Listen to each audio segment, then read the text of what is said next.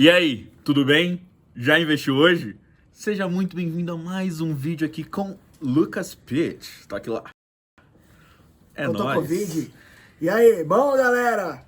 Vamos falar hoje sobre HGRE, que é de lajes corporativas, Sim, correto? Exatamente. Tu investes? Eu não, eu invisto no BRCR11, que é o que tá no meu canal, mas acho que se fosse começar hoje, eu começaria pelo HGRG. Porque aqui a gente não cria suspense, a gente fala mesmo. É que se eu fosse sair hoje do BRCR11, não tô me explicando pra você, porque o dinheiro é meu, eu quero que você se lasque.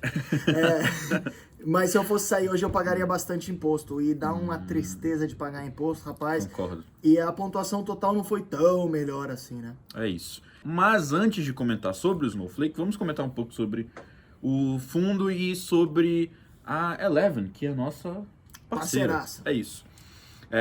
Lá na Inside a gente sobe relatórios de panoramas de fundos imobiliários que a Eleven faz. E dentro desses panoramas ela traz algumas informações muito relevantes. A gente já comentou um pouquinho lá no seu canal sobre isso, mas vamos passar um pouco um por um desses Repassar? Eu acho desses importante. coisinhas aí que a Eleven traz. E como a Eleven cobre quase todos os fundos, eu acho interessante a gente falar todas as linhas desse daí. E aí você pode ver que a recomendação atual é de compra. A Eleven já traz o preço-alvo aí, então você já pode ver o preço-alvo da Eleven. O upside para o fundo, a vacância, o dividend yield forward. Então, o que significa esse forward? Forward é pra frente. Para frente, também conhecido como futuro. Como é uma estimativa futura. É isso. Não é que ninguém tem bola de cristal, não. É que eles imaginam qual que vai ser o dividendo pago para os próximos 12 meses e aí compara com o preço atual. Então acaba sendo uma medida de dividend yield mais precisa do que a passada, né? Porque afinal não adianta você investir num fundo hoje que pagou no passado um bom dividendo e nos próximos 12 meses não vai pagar um bom dividendo. Até mesmo que o dividendo passado pode estar distorcido por algum não recorrente, alguma coisa desse tipo. E aí a Eleven traz também a TIR, que é a taxa interna de retorno. Oh, yeah. Então ela vai considerar aí as projeções dela e analisar quanto que vai ter de retorno, né, no fundo. O cap rate, você sabe o que é o cap rate? Cap deve ser de capitalization. É isso. Rate é taxa. Exatamente. Eu só sei o que isso eu só sei traduzir, não sei o que A taxa de capitalização que se refere aos imóveis especificamente. Então, isso daí é a rentabilidade que um imóvel tem. Então, vamos supor que você compra um imóvel de 120 mil reais. Aí, você vai alugar esse imóvel. E o aluguel vai ser de R$1.000. No final de 12 meses, você vai ter 12 mil reais de aluguel. Então, a taxa de capitalização vai ser 10% ao ano. Mas a taxa de capitalização é a mesma coisa que o título de capitalização? Com certeza não. Não invista em títulos de capitalização. Não faça isso. Não faça isso com seu dinheiro, aporte em bons fundos imobiliários. E aí ele traz o cap rate, então ele faz essa estimativa, né, para 2020 e para 2021. E aí depois ele traz uma nota, né, que é uma nota bem interessante. Né? Ele analisa a qualidade dos ativos, a localização e o vencimento dos contratos, que são três coisas que são muito importantes de analisar. A qualidade dos ativos é uma coisa bem subjetiva, assim, não dá pra assim, você olhar Eles deram uma padronizada lá na Eleven, né? Se tem tantos por cento de AAA, a qualidade é tanto, tem uma tabelinha antes lá do... Ele então analisa a qualidade e a localização e vencimento dos contratos são duas coisas que a gente também analisa aqui no Snowflake, né? Que são coisas muito importantes que você deve levar em consideração. E aí no final ele chega num índice que é uma nota final aí de 0 a 10, né? E nesse caso deu 7, que eu acho que é uma nota maneira. E nesses panoramas de fundos imobiliários, a Eleven também traz um resuminho do último fato relevante do fundo em específico. E aqui a gente vai ver o último fato relevante, eu vou comentar um pouquinho, que na verdade foi um fato relevante para todos os fundos da Credit Suisse. Como é que pronuncia o sobrenome? Credit Suisse, Hedging Griffin, motherfucker. Muito, muito perfeito. Eu sou um mix do quê? Você é de suíço? tudo que deu errado. Você é suíço? Eu sou metade suíço, metade londrino, meu. Entendi. E eu sou sem motivo algum. Tá, ok. Que é uma gestora com diversos fundos e aí ela soltou um fato relevante para todos eles. E o que é legal desse fato relevante é que ela traz algumas observações sobre o futuro, né, os próximos 12 meses para os fundos que ela tem em carteira, né, que ela gere. E é uma boa gestora, diga-se de passagem, uma excelente gestora. Excelente gestora. E aí, primeiro, ela começa falando sobre a distribuição de rendimentos.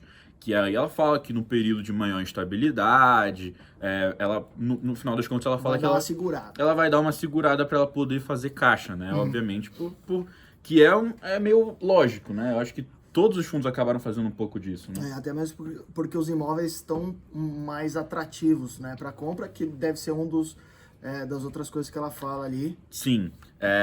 Nesse mesmo ponto dos dividendos, ela fala dos problemas que podem ocasionar dentro dos próximos 12 meses. Ela fala de concessões de prazo para pagamento das locações, repactuação das condições dos ativos financeiros, alterações no nível de ocupação, dentre outros. Ou seja, são os 3 principais riscos de um fundo imobiliário qualquer, de um imóvel, né, qualquer. Eles já possuem esses riscos que você deveria saber. Ela está explicando basicamente por que ela está fazendo caixa, quais motivos que ela está fazendo caixa. Já... E deve ter refletido no Snowflake. Sim, com certeza. Depois a gente vai comentar sobre isso. Depois ele fala que as assembleias ordinárias já foram realizadas, então isso não ia alterar nada.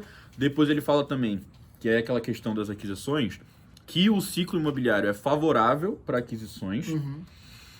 No entanto, dado a alta volatilidade dos preços e a incerteza, obviamente, do curto prazo, as emissões que ela ia realizar, ela deu uma segurada. O que faz muito sentido, porque a emissão ela depende muito do preço de mercado, né? Sim. Você vai fazer uma subscrição lá, você precisa definir um valor para a subscrição. E, obviamente, que isso depende do preço de mercado, né? Então, sim, ela deu uma segurada nas emissões, mas isso não significa que ela vai parar os projetos dela de aquisições. Sim. E aí ela fala, no último ponto, que os investimentos nos ativos altos continuam programados. Provavelmente com algum atraso na execução, tudo bem, decorrente da paralisação da atividade econômica. Eu acho que não tem problema nenhum. E aí ela fala também que alguns desses fundos imobiliários que ela gere já possuem algum caixa, que não tem muitas obrigações no curto prazo, então eles podem sim alocar em outros fundos de investimento. Por quê? Porque o mercado bateu muito nos fundos imobiliários, então o preço das cotas foi lá para baixo. E aí o que a gestora pensou? Já que não dá para comprar imóvel porque não dá para fazer emissão, o que eu vou fazer? Vou aproveitar o caixa que eu tenho e comprar cotas de outros fundos imobiliários. Excelente. E aí, quando der a subida, ela capitaliza mais. Exatamente, ela consegue vender por um preço muito mais atrativo. Isso aí. Então é muito interessante, a Eleven sempre traz esses resuminhos explicando o que está acontecendo com os fundos imobiliários de forma geral, com basicamente quase todos os fundos imobiliários. Cara, né? Ela cobre quase todos. São muitos fundos imobiliários que ela cobre e dentro da Inside você tem acesso a esse panorama, então entra aqui no link aqui de baixo para você conferir mais sobre isso. Mas a galera quer o Snowflake.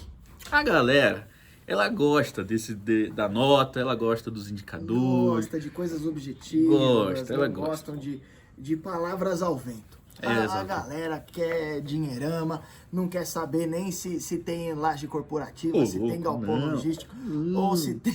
Aí a pessoa vai e monta uma carteira com 100% em shopping. Isso as pessoas querem saber.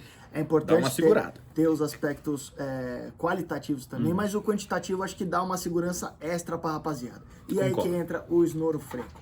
Aí que entra o Snowfreco. Bora. Então vamos comentar. Aqui você já está vendo o Snowflake, que deu uma nota de 54,1%, uma boa nota.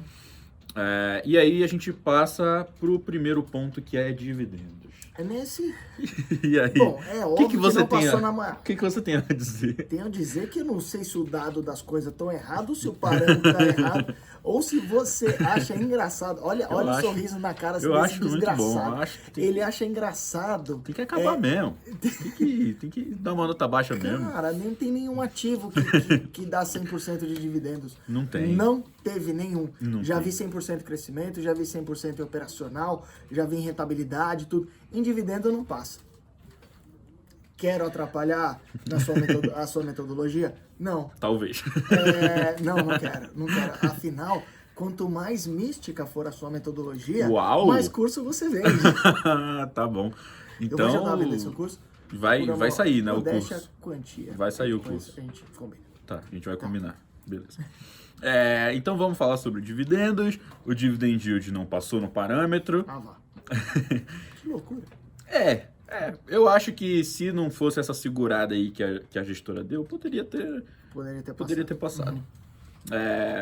E o cenário era positivo, né, antes do coronavírus para o Brasil, então acho que poderia ter sido melhor. A gente vê que ele também não passou no dividend yield médio do segmento. Isso Um pouco menor, né? Isso é um fator, claro, de atenção, né? Porque, obviamente, se a gente pensar assim, bom, a gente pode alocar no melhor portfólio possível. Nesse caso, o melhor portfólio em questão de dividend yield seria a média do segmento. Sim. Né? Então não faria sentido você escolher só ele, né? Faria mais sentido você escolher a média do segmento. Você tem mais algum fundo de lajes corporativas em carteira? Não tem. Só HGRE mesmo. Por enquanto. Boa, vai. E aí a gente passa para o crescimento do dividend yield. E aí, esse diz alguma coisa. Esse diz alguma coisa.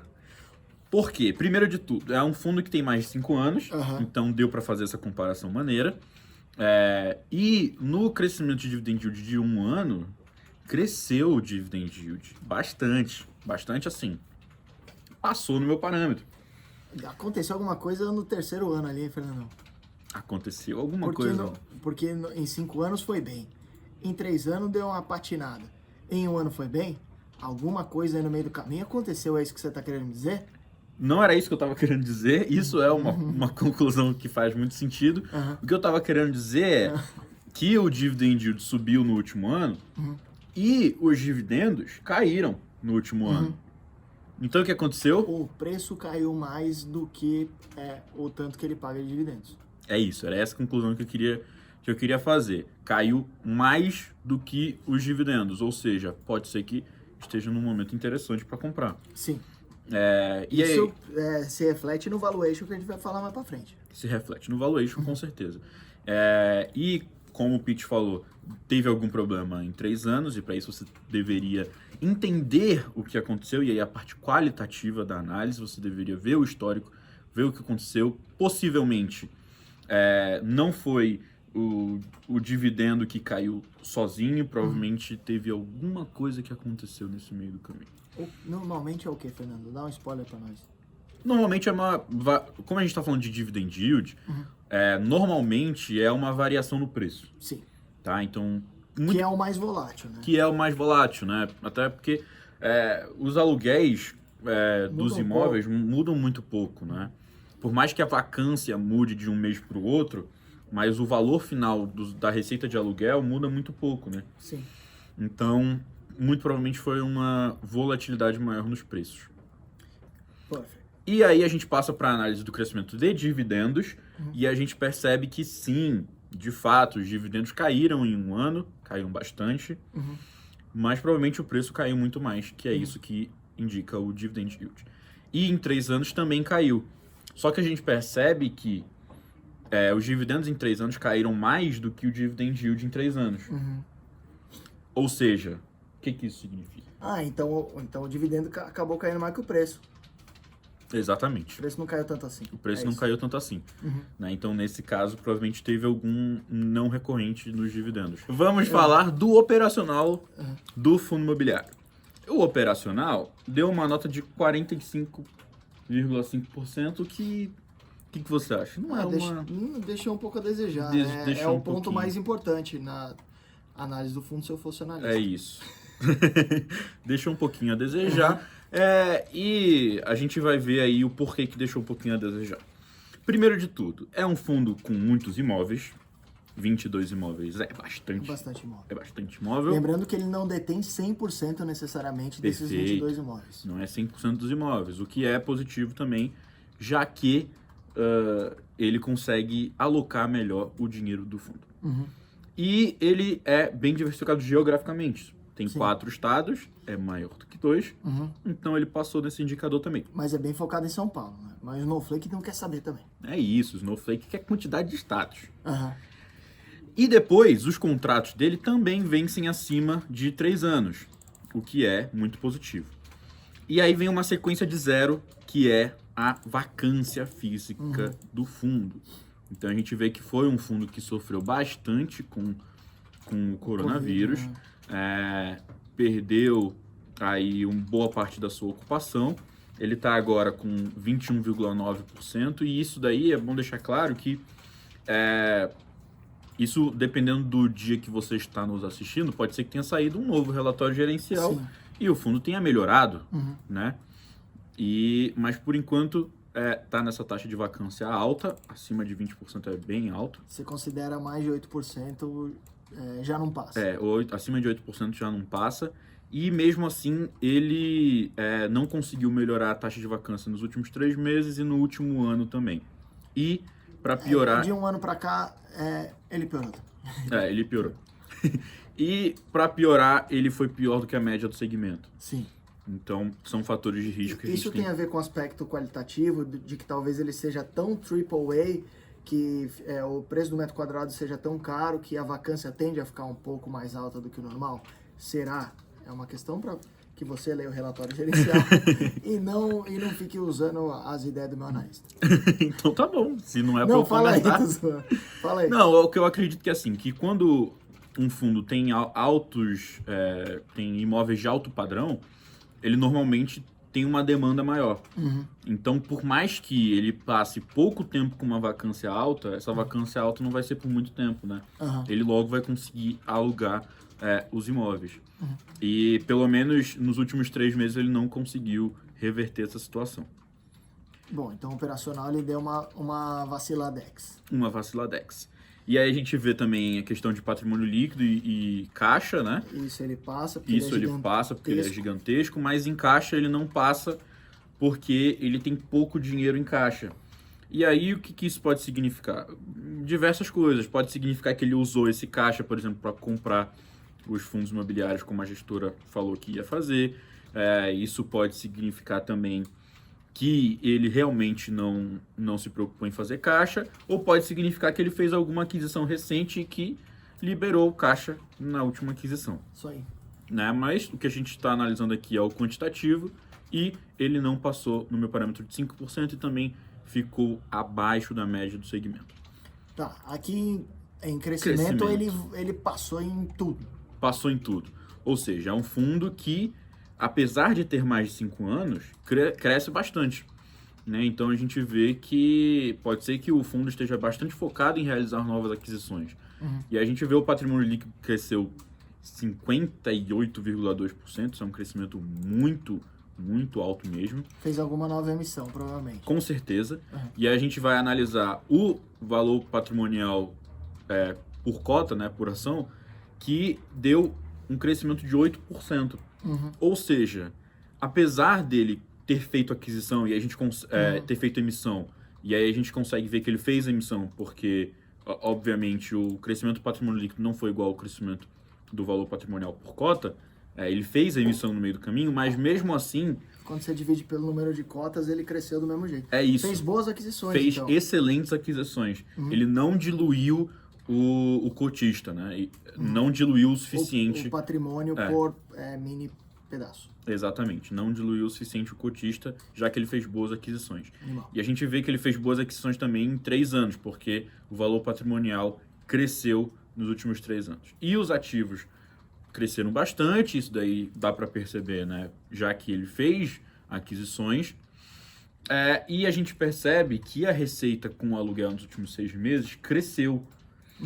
Então, provavelmente essa aquisição foi nos últimos 6 meses, ou a vacância, né, desse imóvel que foi comprado nos últimos 6 meses foi se diluindo, foi reduzindo. Então ele conseguiu aumentar consideravelmente a receita com o aluguel em 6 meses. E em um ano também cresceu bastante. E agora sobre valuation, o valuation do fundo aparentemente Também ficou, puxou a média para cima. ficou atrativo, apesar de que No valuation por fluxo de caixa atual, ele não ficou tão atrativo assim. Quanto tá valendo o HGRE 11? Se alguém pudesse me dizer. 138,69. 138,69, então acima dos 130,75. Que é o Exatamente. valor objetivo atual. Então, fazendo o valuation, o fundo deveria valer 130 e ele está sendo negociado a 138. Então, ele está um pouquinho acima do atual. Só que, se a gente jogar o preço do aluguel médio do segmento no fundo, o valuation vai para 219. Sim. Isso significa o quê? Que esse fundo imobiliário especificamente, ele cobra muito pouco por metro quadrado. O aluguel dele é muito barato. E aí você pode analisar isso de duas formas. Primeiro, isso é um pouco negativo, porque pode significar que ele... Tá deixando dinheiro na mesa. que ele poderia cobrar mais, ou talvez que os imóveis que ele tem não sejam tão bons assim. E por outro lado, você pode pensar da seguinte forma, não tem como piorar. Daqui é só para cima. Ele não vai baixar ainda mais o metro quadrado dele. E se ele subir o metro quadrado, ele vale bem mais do que ele está sendo negociado hoje. Ao contrário disso, se a gente pegar a taxa de vacância média dos últimos 12 meses, ele vai valer R$ 136, R$ 137 reais. Então ele está bem próximo, né, do que ele está sendo negociado hoje. O que isso indica? Indica que o mercado está esperando que ele volte, né, à média histórica de vacância dele nos últimos 12 meses. Perfeito, cara. E vamos para a parte de mercado, que é a última parte do Snowflake de fundos imobiliários, que a gente analisa a liquidez diária média, os custos e a participação no IFIX. E a liquidez diária média, como o Pete falou, varou. Deu bem acima do meu parâmetro de 1 milhão, ele negocia 3 milhões por dia. E a média do segmento é de 800 mil reais apenas. Comparado com esse fundo é pouco. Olha como ele fala sobre 800 mil reais apenas. Apenas. Às vezes tem dificuldade, tem que ficar algum tempo ali no book de oferta. Não dá, Eu sei é como é que complicado. é. A taxa de administração do fundo ficou em 1%, que é igual ao meu parâmetro, então não passou, né? Se fosse 0,99 tinha passado. Exatamente. Mas é uma taxa de administração bem maneira. 1% eu acho que é o ideal, assim, né? É a média, na verdade, de bons fundos. Muito lento. E ele é um fundo que tem custos mensais bem altos, né? É o dobro do meu parâmetro de 800 mil. Mesmo assim, eu acho que é até menor do que a média de custos do seu, né? Que a gente tinha Eu não lembro comentado. quanto que tinha dado. Vai lá no meu canal, também não vou Não, vai lá Vai no... lá me dar um view, safado. Assista o último vídeo do Put Money. E ele ficou acima dos custos médios do segmento, que não é positivo, então ele não passou. Por fim, ele ficou bem acima do meu parâmetro de participação no IFIX, então significa que é um fundo bem relevante. Sim. Né? 1,24% do 1,84. 1,84% do IFIX. Então, é um fundo teria bem esse, relevante. Você teria? Eu teria esse ao invés de BSR 11 facilmente, mas odeio dar dinheiro pro governo. Eu também odeio. Então eu vou ficar com o meu BSR 11 mesmo, você fica com o seu HGRE e cada um no seu quadrado. É exatamente isso. Fechou? Então, muito obrigado por você ter assistido aqui, até aqui. Quer deixar alguma mensagem final? Um beijo nos vossos corações e bora ganhar uns gin. Ok. Muito obrigado por ter assistido até aqui. Se você gostou, deixa o like e compartilhe para que a gente possa alcançar cada vez mais pessoas e levar a educação financeira para cada vez mais gente. Muito obrigado. Valeu.